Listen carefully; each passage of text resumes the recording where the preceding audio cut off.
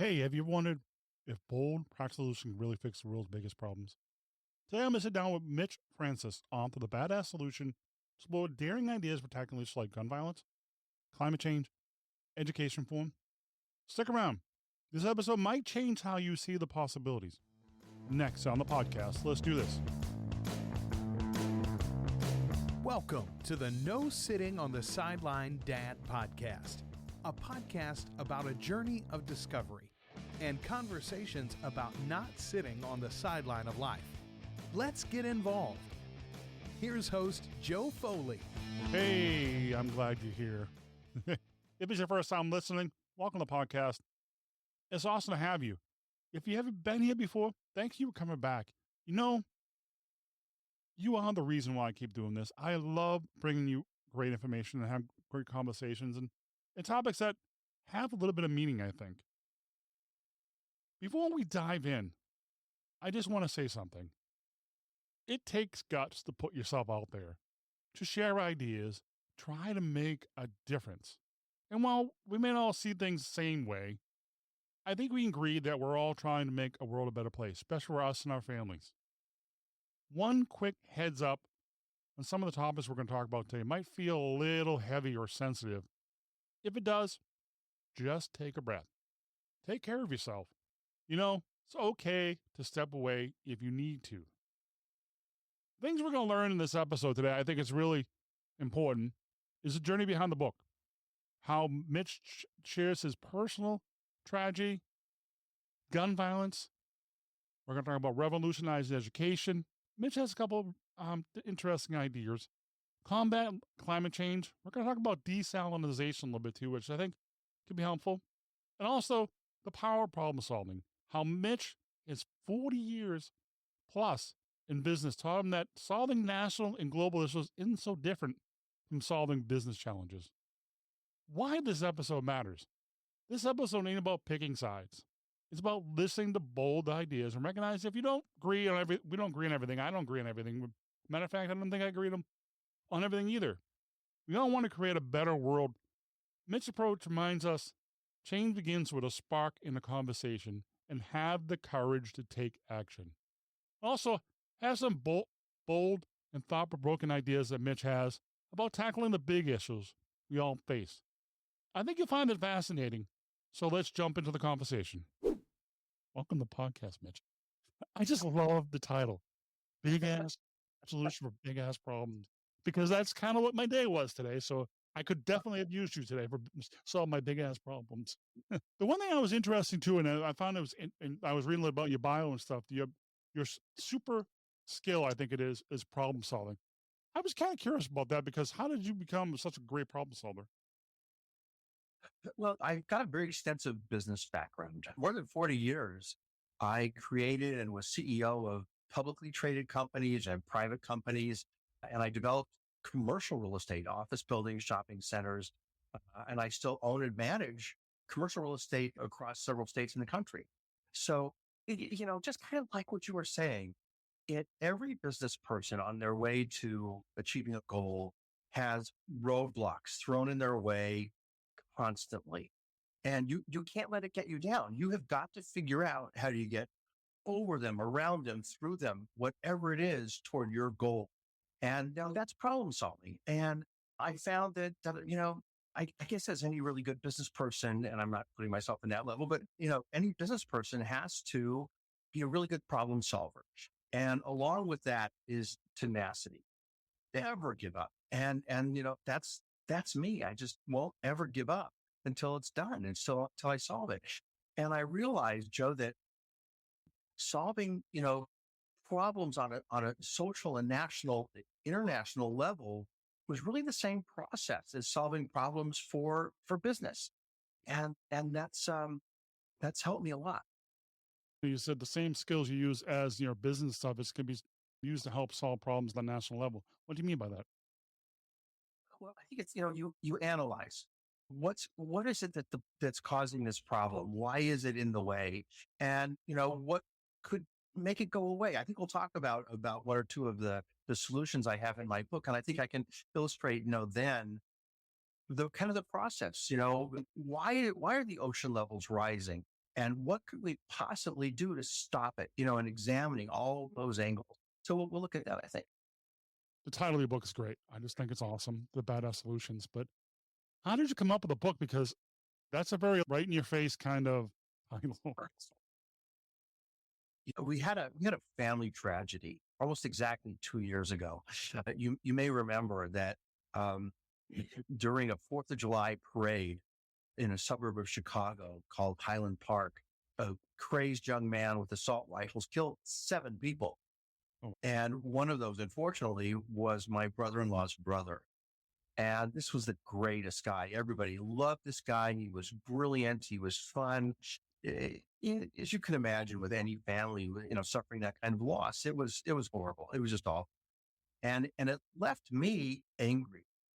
I was so angry, Joe, about, all of looking at all the problems we have in our country. And I decided, I need to do something. I need to get involved.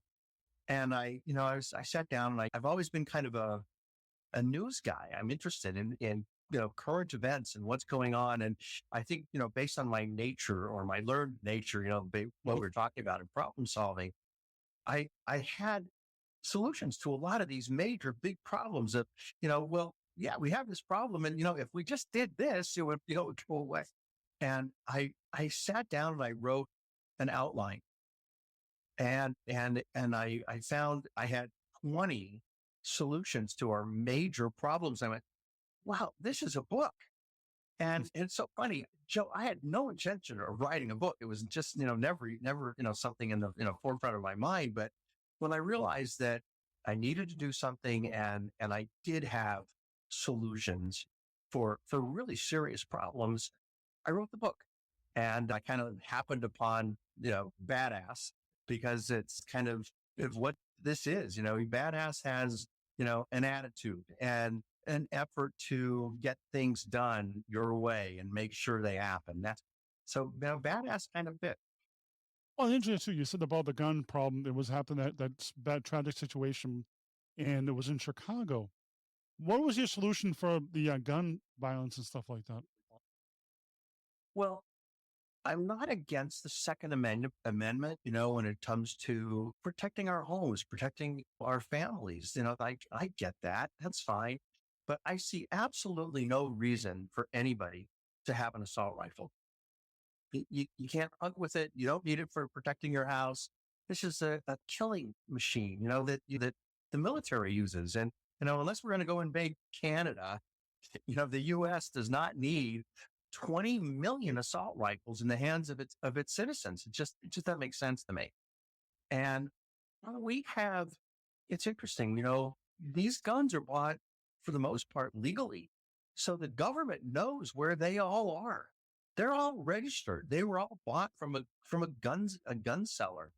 And if we're serious, if the Congress really wants to make a law to get rid of these guns, they can do so. They can say all assault rifles have got to be turned in for a full refund in 30 days. And guess what? If they're not, we know where you are. You're going to jail. You're going to go to jail for a year. Well, it's interesting too about that. And I think there's more to it. I think I understand about the gun problem, about the assault rifles and everything too, but I think there's an underlying issue besides the weapon itself.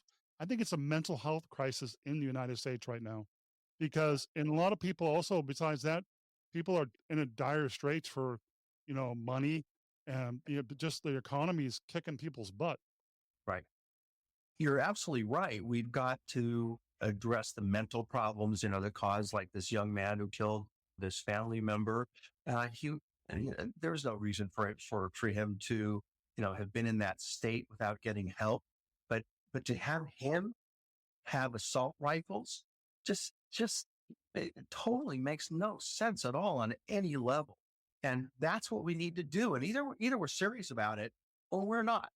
And to be serious about it, I know I probably sound like, the most right-wing guy on the planet. You're going to go to jail if you don't turn in your assault rifle. But again, we're either serious about this or not. We have a country that can make laws, and we have courts and legal systems to enforce those laws. And when we get away from that, we have this kind of problem. It's interesting too. I was thinking about that in Chicago, especially in Chicago, and I've heard that's like the strictest gun place in the country, and they still have a lot of gun violence, which is interesting too.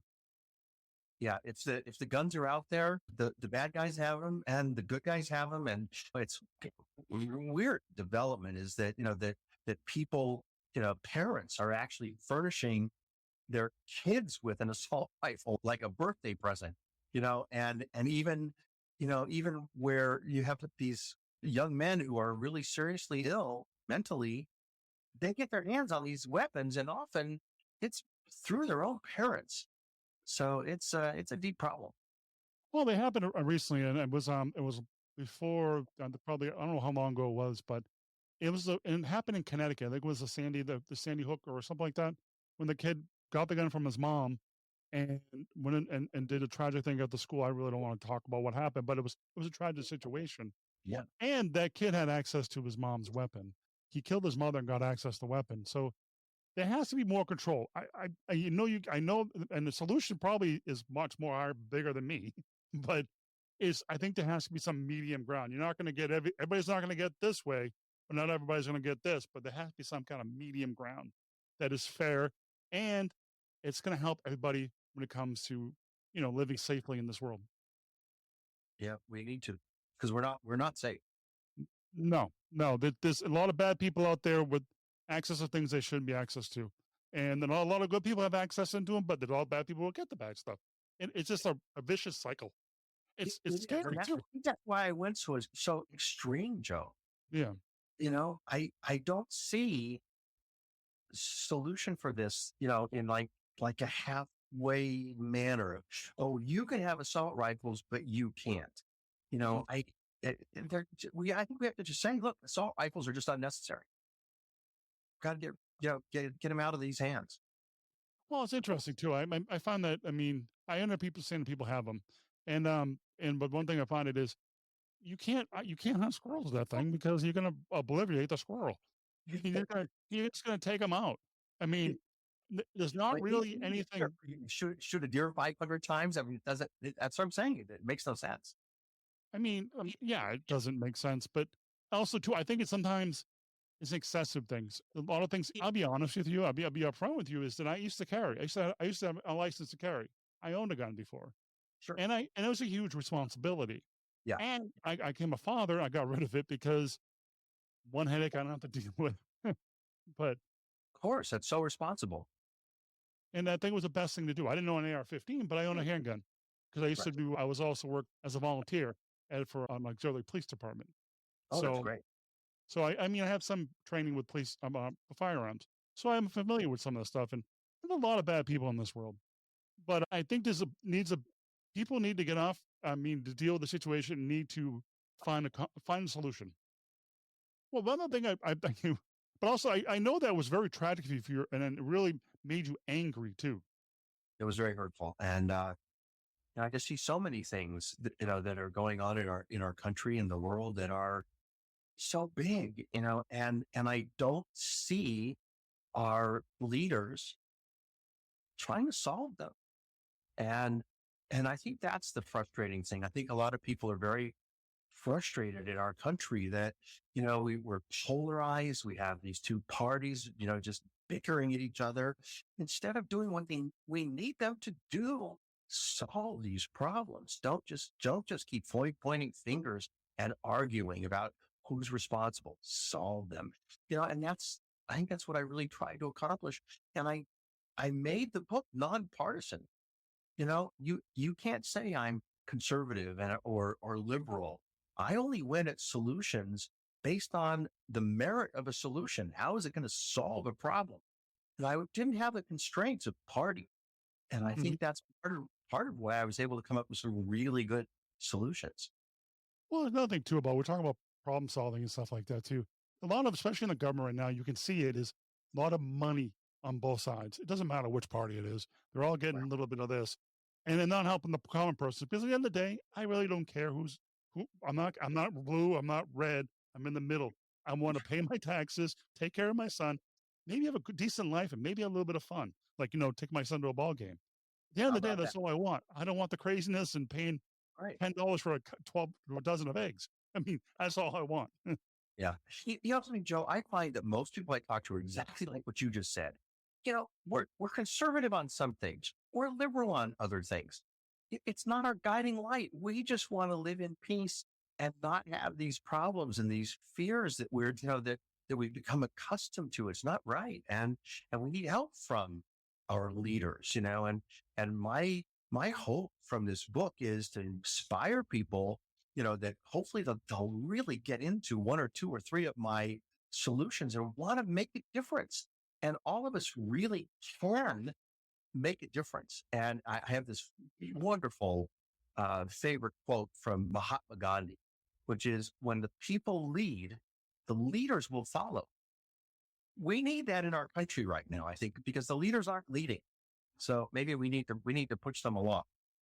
Well, interesting too. I was thinking about that. Another thing, especially with parents deal, besides the we were just talking about a second ago, it's education. And you had a I love this word, big ass solution to a big ass problem. I'm gonna laugh every time I say that. But I think it's great. And it's the sense that you had a solution for the education problem. And again, yeah, people, when you hear it, you're going to say, "Oh, this guy really is extreme." But I think that's what we need right now. And I looked at education, and I looked at the divisiveness in our country and the chasm between the rich and the poor, the successful and the unsuccessful in our country. And yeah, I think that causes so much of the pain and problems in our country, is this chasm of the haves and have nots. And one of the great things about the founders of our country is that they said, look, this country's going to work because we have equal opportunity. If everybody starts at the starting line in the same place, wow, what an opportunity for a successful country. And we did have that. We really did. And the basis that they created for that equal opportunity starting line, believe it or not, was public schools. And if we all have the same potential for success, because we all have a great public school education, there's no limit to what this country and its people can accomplish. But look, we've had a problem here where the wealthy are sending their kids to private schools. The people who are most interested in education and can afford it are sending their kids to private schools. So what happened? We took those people that are the most influential, kind of by definition, all right? They are. We took them completely out of the public school system. They don't care. Their little princes and princesses are getting really well educated in private schools. And unfortunately, the people who are not wealthy enough to send their kids to private schools are left with the public schools. Now, don't get me wrong. There are a lot of people who really care and help the public schools to be as good as they possibly can. No question. And there are some great public schools. There are great public school teachers. However, you have to give me that you take a kid who's in a really excellent private school for, for first grade through 12th grade, and versus a kid in public school, the lead that they have of potential success in our economy is massive, and it's not right. So what do we do about that? And here's where I'm extreme. We have to stop having private schools. Bring those people who care most and have the most influence in our country back into the public school system, because only then will all those resources, all that interest focus into what it is, what it can be for every kid. Every kid has to have the same opportunity. And let me tell you something, the people who have their children, their landed aristocracy in private schools, they better wake up, because, we're not very far from a revolution, And the alternative to having a revolution is make sure everybody else is successful. Everybody in our country should have that same opportunity for success. That again, our success and our potential is limitless, but Well, make sure it's fair. well, it's interesting. I was thinking about that too. Is this also to maybe a solution? I'm thinking while you're talking and stuff like that is maybe a solution is to stop spending money on stuff that we don't need, like not me and you, but the government, and send it to the education. Pump that thing like there's no tomorrow. Pump that with Yeah. money and the because you get the best of the best teachers. And I think and you get the better teachers when you pay more money. I mean, that's what that's what probably where the private schools are because they pay them more money, and that's probably where the teachers go. Right. And And there's a better educational environment. It's not as dangerous. We've got to make sure that that kind of environment is there for every kid and every teacher. oh, exactly. But it's Really? interesting too because I'm a public school kid, and it's interesting to watch. And my son goes to school now, and I live in a different. He lives in the town over, and I noticed the difference between both school systems. Mm. And his school system, they have a little bit more funding because there's a smaller town and there's a little more money in the neighborhood. And this one is a bigger town. They have more kids, but they don't have the same opportunities. It's interesting to watch the difference of different towns. Yeah, you probably really see that dichotomy. Oh, definitely too. Yeah. And education is important. As a parent, I really want my kids to succeed, I guess, and then show them that, hard work, you got to put the grind, you got to do the stuff you need to do because, reading and all that stuff, because at the end of the day, that's important. And you got to make sure that education is important. The other thing I was interested in, I think this is going to be a little bit fun, on global warming and the water thing. I think that's because I got some notes here. I got some big notes here. But one of the solution is, rising sea levels and global warming. Yeah. And I wonder what was your solution for that problem? Well, I see that as one of the biggest problems that the whole world has. Last month was the hottest day on Earth. I'm sorry, the hottest month on Earth in recorded history. We're headed for a socioeconomic catastrophe global. The global warming is causing the polar ice caps to melt at a rate that would fill 20 Olympic-sized swimming pools Oh, wow. every second. And by the end of this century, all coastal cities and islands are going to be flooded. The Mhm. the level of catastrophe of both sociological and economical is massive. And nobody's really doing anything about that. They keep running around, well, we have to stop fossil fuels. We have to stop the cause of global warming. But here, we need to stop one of the results of global warming because we're not doing it in time. Global warming is not going to be solved in time. So, in my book, I was able to detail a solution that we can actually stop the ocean levels from rising. And at the same time, use all of that fresh water for the billions of people living in the most parched areas of our world. And we can really do this. We can save the planet and its poorest people who live in such poverty without fresh water or enough food. It's some interesting too. I was reading about a little bit of that before the interview tonight and stuff like that. And it's really energy consuming. They said it's very energy consuming to do it. And, but they can do it. But also they said environmental problems too, because you also, it's taking in the water. You also it might hurt the fish but they've come up with different ways of doing it. One way I was reading is they put something underneath the seabed and they suck the water down through the sediment so it doesn't harm the fish, which I thought that was pretty cool. Yeah, there are some solutions to you're talking about desalinization, Yes.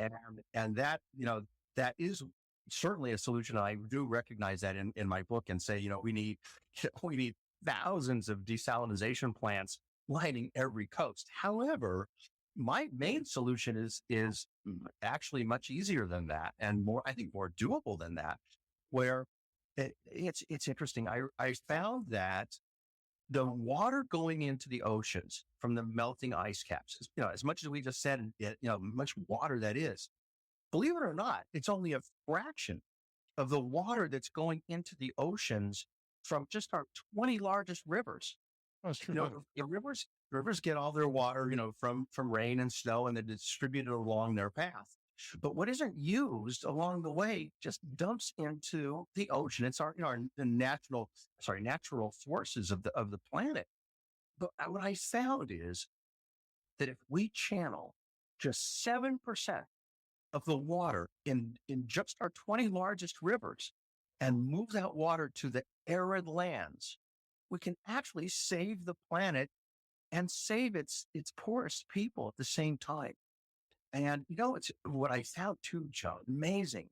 We actually have a model for this. Wow. For decades, there's been a program called the Central Arizona Project. And that project takes water from the Colorado River and moves it 336 miles to provide fresh water to the people in Phoenix and Tucson. Oh, wow. And it's been decades it's been doing this. And, at the time it cost several billion dollars.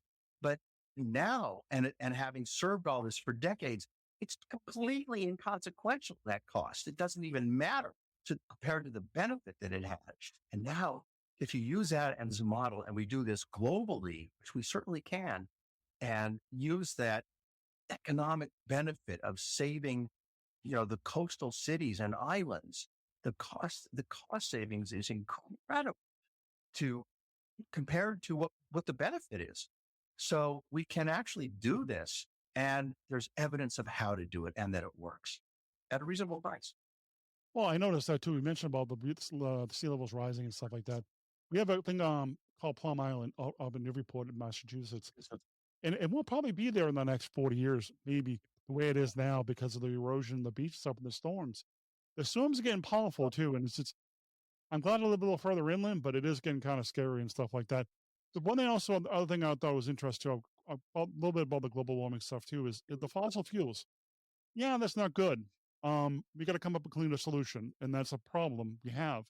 And the batteries, I think that's a temporary solution, right? I think we got to come up with a better solution than the batteries because they're also about not really. It's environmental friendly as we drive them, but get rid of them is not environmental friendly. No.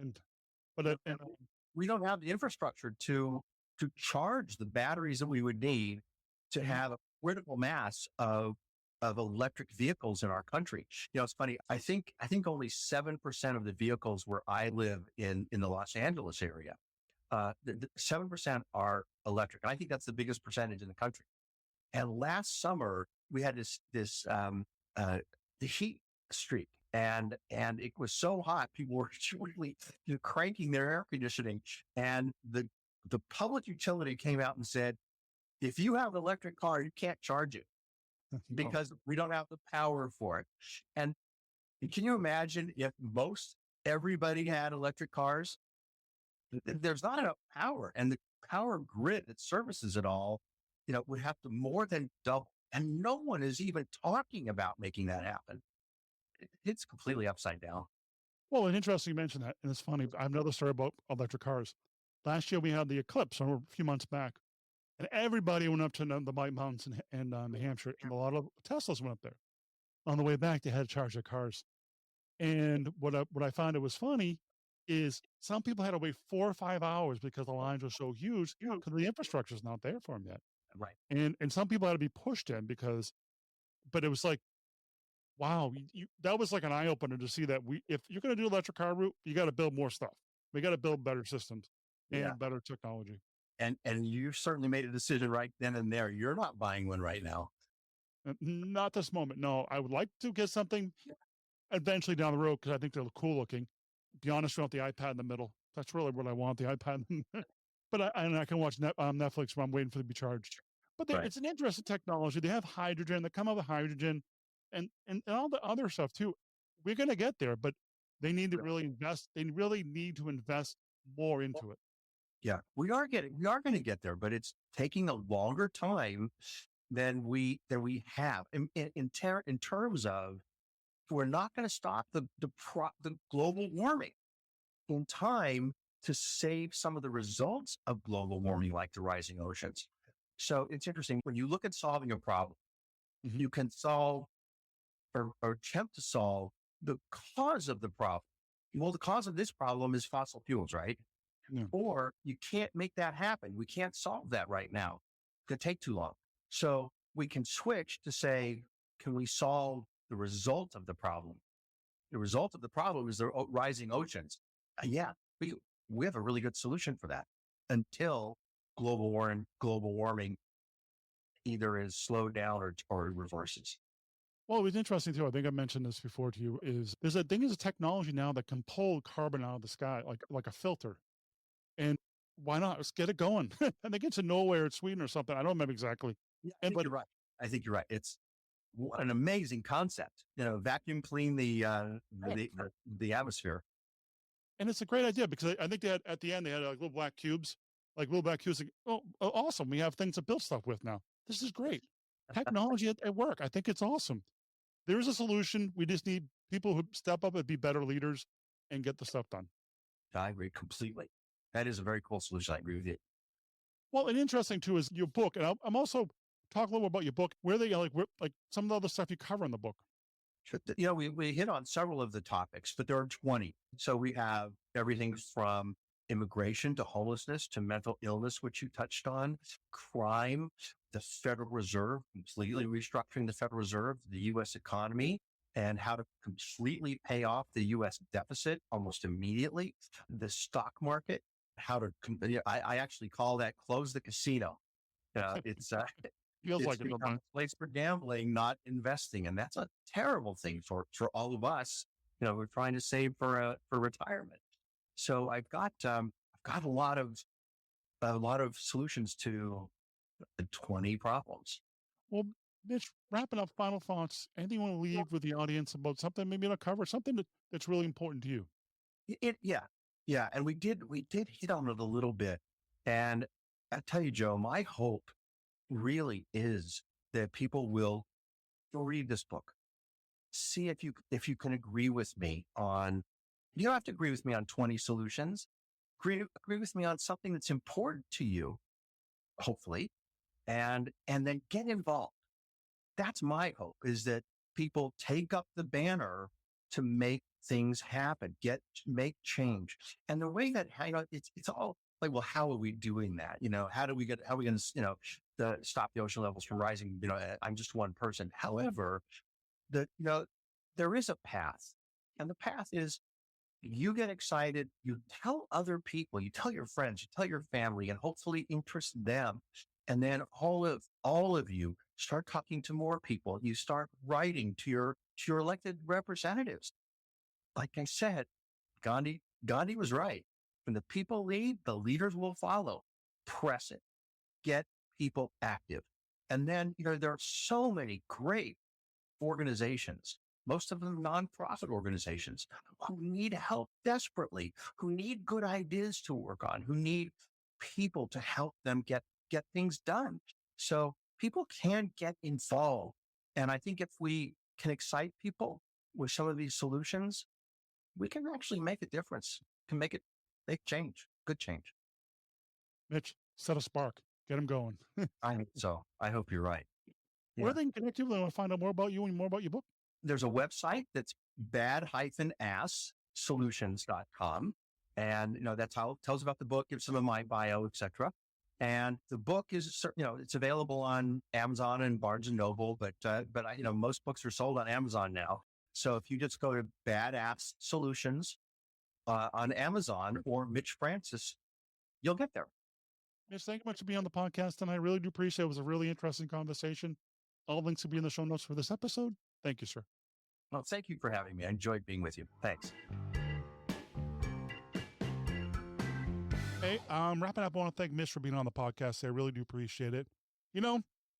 Today's conversation really hit on some big issues, ones that don't really have easy answers, but worth discussing. Mitch shares some of the bold ideas, whether you agree with them or not. You know what? It takes guts to put yourself out there and try to make a difference. It isn't what we all really trying to do. The one thing that keeps coming back is mental health, and I think it's really important.